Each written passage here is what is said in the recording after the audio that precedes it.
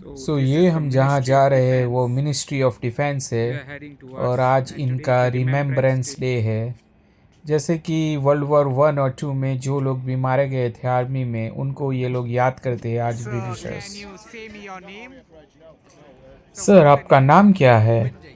Windy. Windy Miller. Windy मेरा नाम है और ये मेरा निकनेम मुझे रॉयल एयरफोर्स में मैं जब था तब मिला था। ये सारे मेडल्स जो आप देख रहे हो इस साइड सारे मेरे मेडल्स है और ये दूसरी साइड जो मेडल्स है वो मेरे मॉम्स डैड के है, यानी कि मॉम के फादर के है। और ये जो अंदर है वो मेरे ग्रेट ग्रैंडफादर के है जो वर्ल्ड वॉर में लड़े थे। तो आप कुछ कहना चाहते हो? आज रिमेम्बरेंस डे है। हाँ क्यों नहीं, रिमेम्बरेंस डे ये हमारे लिए नहीं है, ये उन लोगों के लिए है जो हमारे लिए लड़े थे, जो वर्ल्ड वॉर 1 और वर्ल्ड वॉर 2 में जिन्होंने हमारे लिए कुर्बानी दी। तो ये उनके लिए है। That make sense. ये first and second world war का जो भी कन्फ्लिक्ट हुआ था उनके बारे में उनको याद करने का, उनको श्रद्धांजलि देने के लिए हम ये करते हैं। अच्छा तो आप एक रिटायर्ड आर्मी मैन है? यस, मैंने 23 साल सर्विस दी है रॉयल एयरफोर्स को, ब्रिटिश में। एंड ये मुझे एक अपॉर्चुनिटी देता है कि हम हमारे तरह के दिमाग वाले लोगों को से साथ मिले और कुछ स्टिक की टॉपिक्स पे बात की जाए साथ में मिलके। हाँ मैं नंबर ऑफ एरियाज में कई जगह गया था। मैंने लड़ाइयाँ तो नहीं लड़ी, लेकिन जो एरिया कन्फ्लिक्ट्स में थे, जैसे कि जहाँ पे कन्फ्लिक्ट चल रहा था, जैसे Iraq, Afghanistan, northern Ireland, Oceania, Costa, ये सारी जगह पे मैं गया था। हमें भेजा गया था वहाँ पे।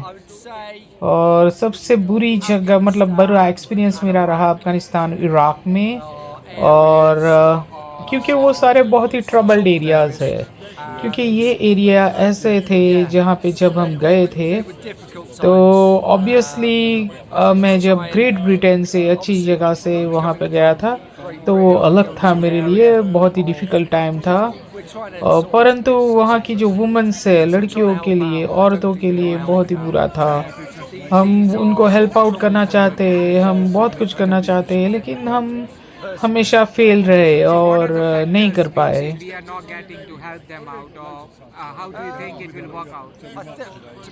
ऑब्वियसली अगर मैं कहूँ तो इराक में हमने काफ़ी हद तक उनको हेल्प की है, लेकिन अमेरिका जो इतना जल्दी बैकआउट कर गया अफ़गानिस्तान से वो एक टर्निंग पॉइंट था कि टेररिस्ट वापस वहाँ पे आ गए। और वहाँ पे जो औरतों को जब हम वहाँ थे हमने जो छूट दे रखी थी, मतलब वो सड़कों पे चल सकती थी, वो स्कूल जा सकती थी, वो सब वापस बंद हो गया। वो वापस सड़कों पे खुले में नहीं चल सकती और बहुत सारी बंदिशें जैसे स्कूल नहीं जा सकती, वो वापस आ गई उनमें, जो एक अनफॉर्चुनेट है। ऐसा नहीं होना चाहिए। ये पॉपी फ्लावर हम लगाते हैं आर्मी को याद करने के लिए। इसका महत्व इसलिए है कि उसका लीफ हमेशा 11 बजे की तरफ रहता है। 11 बजे, 11 तारीख, 11वां मंथ पे हम ये रिमेम्बरेंस डे अक्सर मनाते हैं। It's usually Sunday on the November second Sunday हम मनाते हैं। और ये पॉपी फ्लावर इसलिए क्योंकि ये जब विश्व युद्ध 1 और 2 जब ख़त्म हो गया था तब एक ही फूल बचा था जो उग रहा था, क्योंकि इतना सारा बमबारी हुई थी। तो इसके बाद यही एक पॉपी फ्लावर वाला फूल था जो उगा था, तो ये ज़्यादा इम्पोर्टेंट है। हेलो, मेरा नाम माइकल है और मेरी पोजीशन आर्मी में एज अ वारंट ऑफिसर है। वारंट ऑफिसर एक पोजीशन होती है आर्मी में। और मैंने इन साहब को पूछा भी नहीं था कि आपको क्या कहना है इंडियंस के बारे में, लेकिन इन्होंने जब याद किया कि जो हमारे लिए कुर्बानी दे के मर गए वर्ल्ड वॉर 1 और वर्ल्ड वॉर 2 में, उसमें काफ़ी सारे देशों का हाथ है और उसमें से एक मेजर देश इंडिया का भी है। और ब्रिटिश इंडियन आर्मी की तरफ से बहुत सारे लोग लड़े थे और विदाउट इंडिया के कंट्रीब्यूशन जितना नामुमकिन होता। तो क्योंकि बहुत ही बड़ा योगदान है इंडियन एयरफोर्स का वर्ल्ड वॉर वन और वर्ल्ड वॉर टू में। ये बात इन्होंने मेरे पूछे बिना कही थी। तो मुझे बहुत ही अच्छा लगा कि ये इन लोगों ने इंडियन को रिकॉग्नाइज़ किया और इंडिया का बलिदान जो था उस वक़्त वर्ल्ड वॉर टू और वर्ल्ड वॉर वन में वो उन्होंने पहचाना।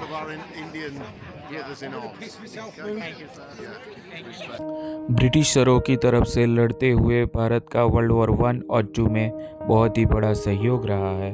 तकरीबन 1.5 million troops world war one और 2.5 मिलियन वर्ल्ड वॉर टू में हमारी आर्मी लड़ी थी। उस समय काल की दूसरे नंबर की सबसे ज़्यादा आर्मी। इंडियन नेवी और एयरफोर्स को मिलाया जाए तो 50,000 अतिरिक्त आर्मी मैन लड़े थे। लड़ाई से कोई नाता ना होते हुए भी ब्रिटिशरों की हर तरह की मदद की थी। तकरीबन 74,000 वर्ल्ड वॉर वन में और 87,000 वर्ल्ड वॉर टू में हमारे हिंदुस्तान के आर्मी मैन मारे गए थे। जय हिंद।